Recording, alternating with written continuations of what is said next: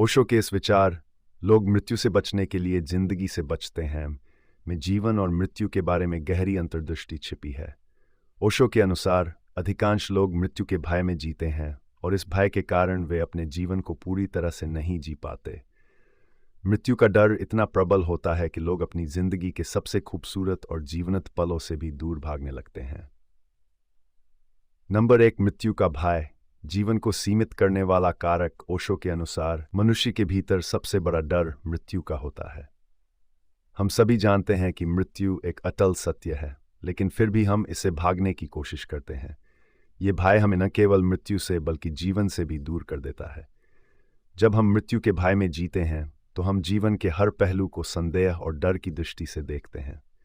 मृत्यु के डर के कारण लोग जोखिम नहीं उठाते, नए अनुभवों से बचते हैं और अपने जीवन को सीमित कर लेते हैं। यह डर उन्हें अपनी पूरी क्षमता से जीने से रोकता है। जीवन को पूरी तरह से जीने के लिए हमें मृत्यु के भय से मुक्त होना होगा। नंबर 2, जिंदगी को अधूरे रूप में जीना। शोक कहते हैं कि लोग अक्सर जिंदगी को आधे अधूरे ढंग से जीते हैं। वे खुद को पूरी तरह से अनुभव करने और जीवन के हर पल का आनंद लेने से बचते हैं। मृत्यु का डर उनके हर फैसले और क्रियाकलाप पर हावी हो जाता है।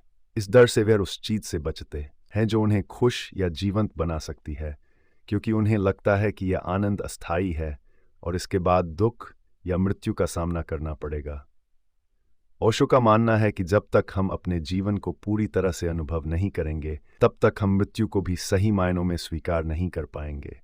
लेकिन लोग मृत्यु से बचने के चक्कर में अपनी जिंदगी को खो देते हैं। वे हमेशा भविष्य की चिंता में रहते हैं और वर्तमान को अनदेखा कर देते हैं।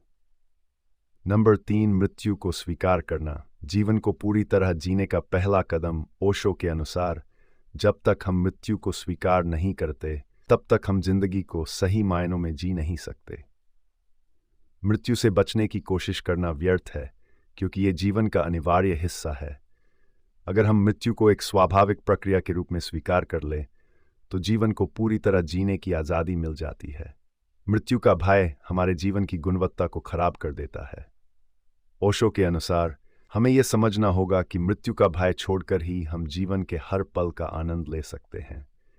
जब हम मृत्यु के विचार से मुक्त हो जाते हैं, तब हम निडर होकर जी सकते हैं, नए अनुभवों को गले लगा सकते हैं और खुद को पूरी तरह से व्यक्त कर सकते हैं।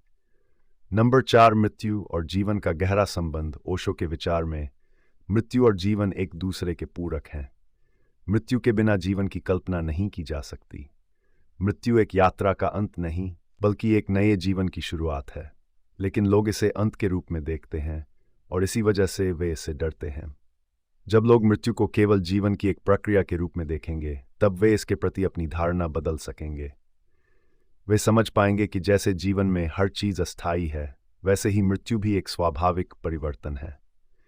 ये समझ हमें जीवन को गहरे और सार्थक तरीके से जीने में मदद करती है। नंबर 5, जीवन का पूर्णता से अनुभव। ओशो के अनुसार लोग जीवन का आनंद पूरी तरह से नहीं लेते, क्योंकि वे हमेशा मृत्यु के बारे में सोचते रहते हैं। मृत्यु के बारे में सोचना और उससे डरना हमें जीवन के छोटे छोटे पलों का आनंद लेने से रोकता है। यदि हम जीवन को उसकी पूर्णता में अनुभव करना चाहते हैं, तो हमें मृत्यु के भय से ऊपर उठना होगा। हमें यह समझना होगा कि हर पल अमूल्य है और इस पल को पूरी तरह से जीना ही जीवन की सच्चाई है। जब हम जीवन को पूरी तरह से जीते हैं, तो मृत्यु का विचार भी हमें नहीं डरा सकता। नंबर 6, मृत्यु का ध्यान और स्वीकृति। ओशो ने अपने शिक्षाओं में ध्यान को विशेष स्थान दिया है। उनका मानना है कि ध्यान के माध्यम से हम अपने भीतर की गहराइयों में जाकर मृत्यु के भय से मुक्त हो सकते हैं। जब हम ध्यान करते हैं, तो हम अपने भीतर की शांति और स्थिरता का अनुभव करते हैं, जो हमें मृत्यु के भय से परे ले जाती है। ओशो कहते हैं कि मृत्यु का ध्यान एक महत्वपूर्ण साधन है, जिससे हम इस सत्य को समझ सकते हैं कि मृत्यु केवल शारीरिक अंत है, आत्मा अजर अमर है। जब यह समझ गहरी हो जाती है, तो जीवन का हर पल हमें विशेष और आनंदमय प्रतीत होता है। नंबर 7, मृत्यु को एक नए अध्याय के रूप में देखना। ओशो के अनुसार मृत्यु जीवन का अंत नहीं, बल्कि एक नए अध्याय की शुरुआत है। इसे एक नई यात्रा के रूप में देखा जाना चाहिए। यह दृष्टिकोण हमें मृत्यु से डरने की बजाय उसका स्वागत करने के लिए प्रेरित करता है। जब हम ये मान लेते हैं कि मृत्यु केवल इस जीवन का अंत है और हमारी चेतना या आत्मा की एक नई शुरुआत है, तब हम इस जीवन को बिना किसी डर के जी सकते हैं। यह समझ हमें जीवन को अधिक आनंद और संतोष के साथ जीने की शक्ति देती है। नंबर 8, सांसारिक उपलब्धियों का मोह। ओशो ये भी बताते हैं कि लोग सांसारिक उपलब्धियों और भौतिक सुख सुविधाओं से इतने जुड़े होते हैं कि वे मृत्यु के विचार से भयभीत हो जाते हैं। उन्हें लगता है कि मृत्यु के साथ वे अपनी सारी संपत्ति, संबंध और प्रतिष्ठा खो देंगे। इस भय के कारण वे अपने जीवन के क्षणों को पूरी तरह से अनुभव नहीं कर पाते। ओशो का मानना है कि जब हम भौतिक चीज़ों से अपने आप को अलग कर लेते हैं और जीवन की वास्तविकता को समझते हैं, तब हम मृत्यु के भय से मुक्त हो सकते हैं। मृत्यु के बाद भी हमारी आत्मा का अस्तित्व जारी रहता है, और इस सच्चाई को समझने से हम अपने जीवन को अधिक स्वतंत्रता और सहजता से जी सकते हैं। नंबर 9, जीवन की अस्थायित्व को समझना। ओशो के विचार में जीवन और मृत्यु दोनों अस्थायी हैं। यह अस्थायित्व ही जीवन की सच्ची सुंदरता है। यदि जीवन स्थायी होता तो यह उबाऊ और निरर्थक हो जाता, लेकिन क्योंकि हम जानते हैं कि जीवन अस्थायी है और मृत्यु एक दिन आनी ही है, इसलिए हमें हर पल को पूरी तरह से जीना चाहिए। लोग अक्सर ये सोचकर जीते हैं कि उनके पास बहुत समय है, लेकिन ओशो के अनुसार यह एक भ्रम है। हमें हर पल को ऐसे जीना चाहिए जैसे यह हमारा अंतिम पल हो। जब हम इस दृष्टिकोण से जीवन को जीने लगते हैं तो मृत्यु का भय भी अपने आप समाप्त हो जाता है। ओशो का विचार, लोग मृत्यु से बचने के लिए जिंदगी से बचते हैं। हमें यह सिखाता है कि मृत्यु का भय हमें जीवन के वास्तविक आनंद और सच्चाई से दूर कर देता है।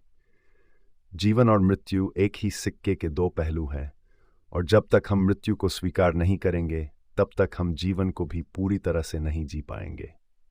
ओशो हमें यह संदेश देते हैं कि हमें मृत्यु के भय से मुक्त होकर जीवन के हर पल को पूरी तरह से जीना चाहिए।